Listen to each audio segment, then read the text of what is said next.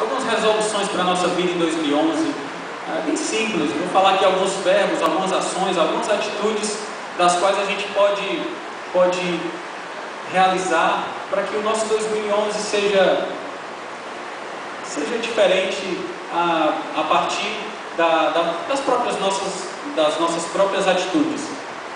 Sobre isso eu queria falar na ótica dos pastores desse texto. Aqui eram pastores mesmo, eram pastores de ovelhas.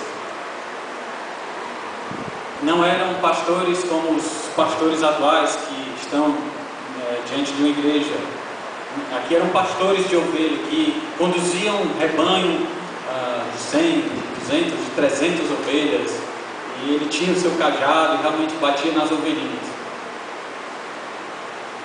E aí, sob a ótica desse pastor, que eu quero nessa noite refletir com vocês sobre algumas atitudes que nós podemos tomar durante todo esse ano. É claro que o dia de hoje é igual ao domingo passado e que é igual ao domingo de 2010, mas nós gostamos, né, de colocar períodos em algumas coisas e dizer, não, nesse ano eu vou fazer isso, nesse ano eu vou fazer aquilo, e vamos ver se nesse ano a gente realmente pode crescer mais e aprender um pouco mais com a vida desses pastores. Ainda pensando também no nosso fim de ano, nesse momento de transição de ano, eu não sei se você entrou esse ano de 2011 talvez se cobrando por algumas coisas que você não realizou em 2010, ou se você entrou 2011 agradecido por aquilo que aconteceu em 2010. Estou falando isso porque muitos de nós entramos um ano ou outro, ou um mês ou outro, um aniversário ou outro, e às vezes nós, principalmente nós que ouvimos mensagens, que temos acesso às orientações de Deus na nossa vida, às vezes nós ficamos nos cobrando e pensando assim, puxa, será que Deus está meio que chateado comigo? 2010 passou e eu não fiz aquele projeto que eu tinha colocado no meu coração, que Deus de repente me orientou. De repente chega no final do ano e você faz um balanço da sua vida e você coloca, fiz determinadas coisas e não fiz determinadas coisas. Na verdade eu queria dizer algo sobre isso, que é o seguinte: Deus, ele não está interessado se você fez ou se você deixou de fazer. É claro que ele valoriza aquilo que você faz, ele abençoa, ele está do teu lado, mas ele não está interessado em te condenar ou em te cobrar se você não fez aquilo que você deveria ter feito em 2010, ou que você acha que deveria ter feito. Deus, ele continua te amando na mesma medida, se você fez ou se você não fez aquilo que talvez ele quisesse que você tivesse feito em 2010. Mas vamos para 2011, nós já estamos em 2011 e eu queria dar aqui algumas dicas, são breves considerações sobre esse texto na visão do pastor. Fique atento que a visão desses pastores possa ser uma visão da qual nós possamos aplicar na nossa vida. E aí vai a primeira dica, a primeira lição. Esforce-se. Versículo 8. Eu sei que eu escolhi esse versículo para falar sobre esforço, mas aqui é mais no sentido de um trabalho mecânico mesmo. Eu pediria àqueles que estão lá atrás ainda conversando para que ficasse atento.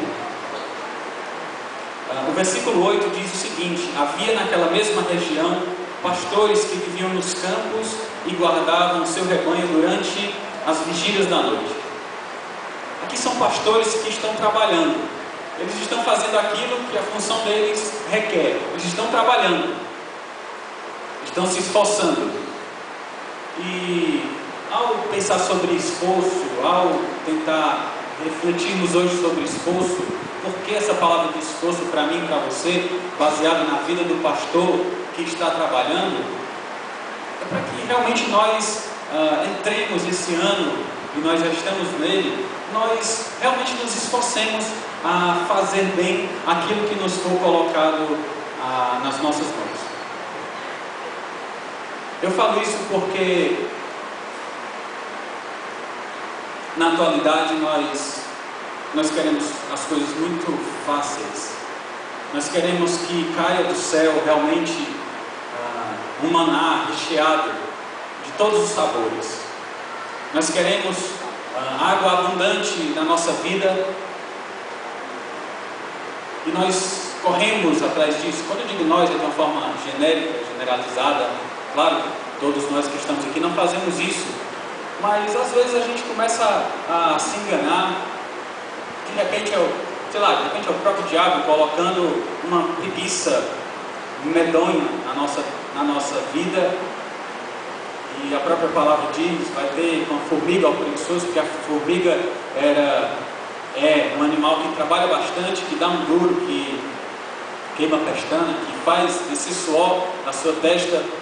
E a despeito de estarmos num ambiente religioso, num ambiente do qual nós sabemos que Deus pode prover tudo aquilo que nós precisamos nos esforçar. O anjo aparece no meio do momento onde eles estão trabalhando. Eles estão trabalhando, eles não estavam num culto, eles não estavam numa qualquer outra manifestação litúrgica religiosa. Eles não estavam nessa situação, eles estavam trabalhando.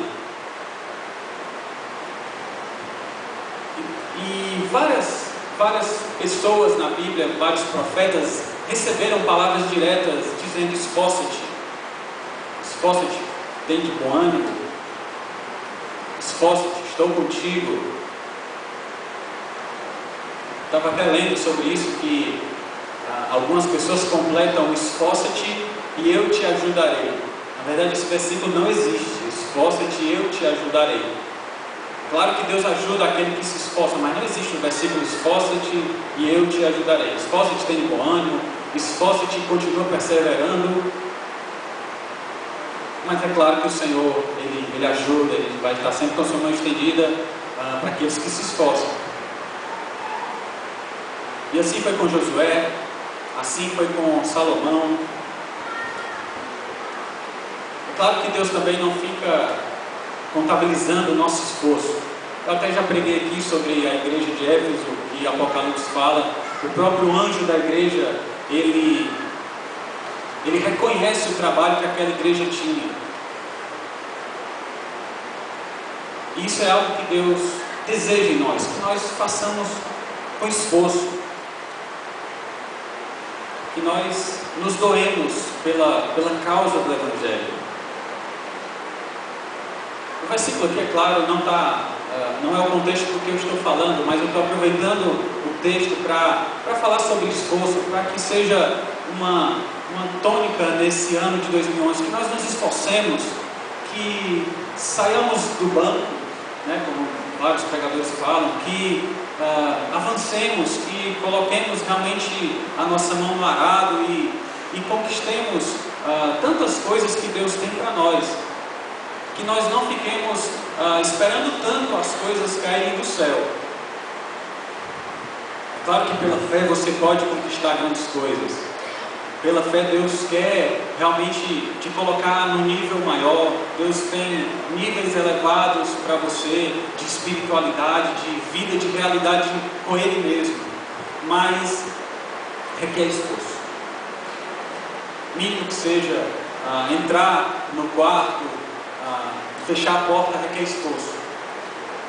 Principalmente hoje, quando as nossas agendas estão tão recheadas, eu tenho que estar aqui, tenho que estar aqui, aqui, ali. É um esforço muito grande. Eu sei que para algumas pessoas pararem 10, 15 minutos na presença de Deus, trancando a porta do seu quarto e adorá-lo, e buscá-lo em secreto, eu sei que hoje é difícil isso. Eu estou falando por experiência própria. Antigamente eu lembro que eu reclamava ou usava como desculpa